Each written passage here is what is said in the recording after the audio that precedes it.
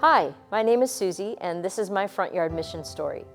So my husband and I were reading some things about meeting neighbors and what makes it easy to meet neighbors, and we discovered that there were three key things, or three areas that made it easy to meet neighbors. One of them was gardening, and I pretty much kill anything that used to be green, so that was out.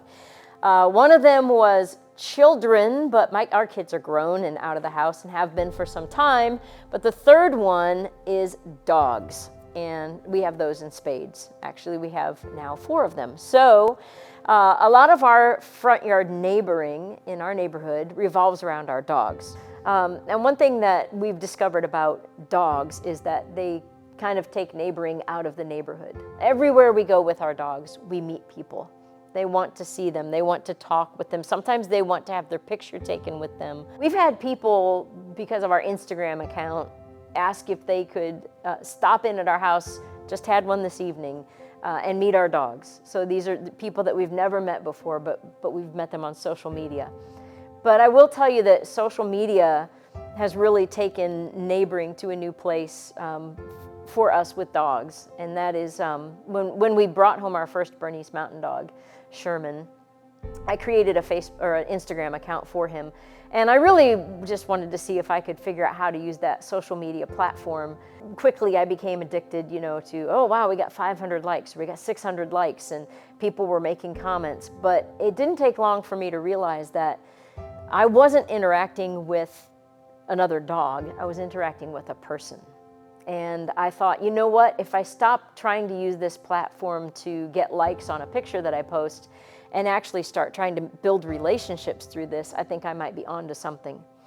And so I kind of ditched the whole idea of tagging photos and trying to get featured on other pages. And I started delving deeper into the comments and private messages and actually building relationship with people through this tribal interest that we have with one another, and that is our dogs.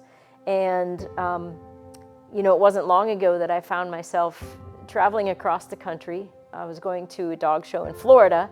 I needed a place to stay the night, and North Carolina was about halfway there. And so I reached out to an Instagram friend that we'd never met in person. We had just talked, because of the connection we had between our dogs. And she invited me to stay in her house.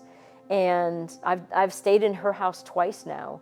And we stayed up until I think 2 or 3 in the morning, just talking about some of the deeper things that are going on in her life, places that she's been in the past with her faith and kind of where her faith is going now. I had dinner with her entire family, and I had a couple of my dogs with me, so our dogs romped together in the backyard. And it just kind of brought neighboring to a whole new perspective. This realization that there are neighbors out there who share the same interests that we have, and just like our neighbors on our street, they're looking for a relationship. They're looking for someone that they can entrust their life to. And I'm looking for the same thing. And so, don't give up on the idea that a neighbor has to be someone who's next door. That certainly is our neighbor. But I have a lot of neighbors that I'm building relationship with right now because of an interest that we share.